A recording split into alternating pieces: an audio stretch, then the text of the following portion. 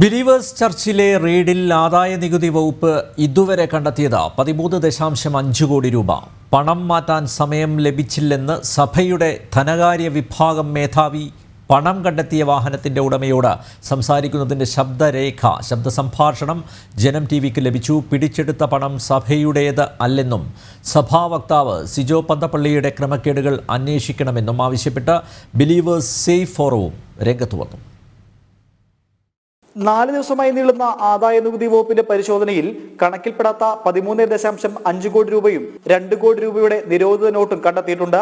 വാഹനത്തിലും രഹസ്യ അറകളിലും ഒളിപ്പിച്ച നിലയിലാണ് പണം കണ്ടെത്തിയത്. കൂടാതെ കോടികൾ മുടക്കിയ റിയൽ എസ്റ്റേറ്റ് ഇടപാട് നടന്നതിന്റെ രേഖകളും കണ്ടെത്തിയിട്ടുണ്ട്. കടലാസ് ട്രസ്റ്റുകൾ ഉപയോഗിച്ച വിദേശധനം സ്വീകരിച്ചതിന്റെയും ആ പണം മൈക്രോ ഫിനാൻസ് ഉൾപ്പെടെ പല കാര്യങ്ങളിൽ നിക്ഷേപിച്ചതിന്റെ തെളിവുകളും പരിശോധനയിൽ കണ്ടെത്തിയിട്ടുണ്ട്.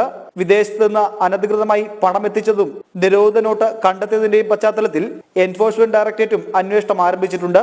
വിവിധ ഏജൻസികൾ ബിലീവേഴ്സ് ചർച്ചിനെതിരായ അന്വേഷണം ആരംഭിച്ച സമയം തന്നെ സഭയുടെ ധനകാര്യ വിഭാഗം മേധാവി ഫാദർ ഡാനിയൽ രാജ്യം വിട്ടിരുന്നു.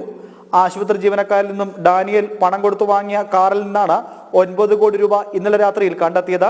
ആരെയും ചതിച്ചതല്ലെന്നും പണം മാറ്റാൻ സമയം ലഭിക്കാഞ്ഞതാണ് സംഭവിച്ചതെന്നും വാഹന ഉടമയായ എബിയോട് ഫാദർ ഡാനിയൽ പറയുന്നതിന്റെ ശബ്ദ സംഭാഷണം ജനം ടിവിക്ക് ലഭിച്ചു.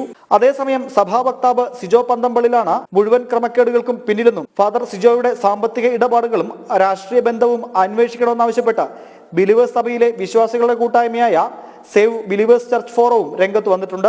സഭയുടെ പ്രധാന പ്രവർത്തൻ എന്ന് സ്വയമേ അറിയപ്പെടുന്നതും ബിലീവേഴ്സ് ക്രിസ്ത്യൻ സഭയുടെ മെഡിക്കൽ കോളേജിയുടെ മാനേജറായിട്ട് പ്രവർത്തിക്കുന്ന ഫാദർ സിജോ പന്തപ്പള്ളിയുടെ ചില ക്രമക്കേടുകൾ സംബന്ധിച്ചാണ് വാർത്തകൾ പുറത്തു വന്നുകൊണ്ടിരിക്കുന്നത്. ഫാദർ സിജോ പന്തപ്പള്ളിയെ സംബന്ധിച്ച് വ്യക്തമായ കാര്യങ്ങൾ സഭയ്ക്ക് ഇപ്പോൾ അറിവുള്ളതാണ്.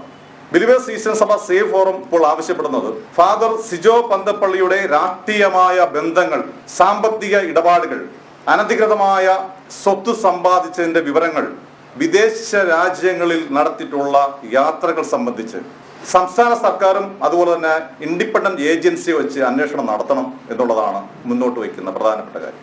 പരിശോധനയ്ക്കായി കേരളത്തിന് പുറത്തുനിന്നുള്ള കൂടുതൽ ഉദ്യോഗസ്ഥരും സ്ഥലത്തെത്തിയിട്ടുണ്ട്. ബിലീവേഴ്സ് ചർച്ചിന്റെ ഉടമസ്ഥതയിലും നിയന്ത്രണത്തിലുമുള്ള രാജ്യത്തെ 40ഓളം സ്ഥാപനങ്ങളിലാണ് പരിശോധന ഇപ്പോഴും തുടരുന്നത്. ജനം, പത്തനംതിട്ട.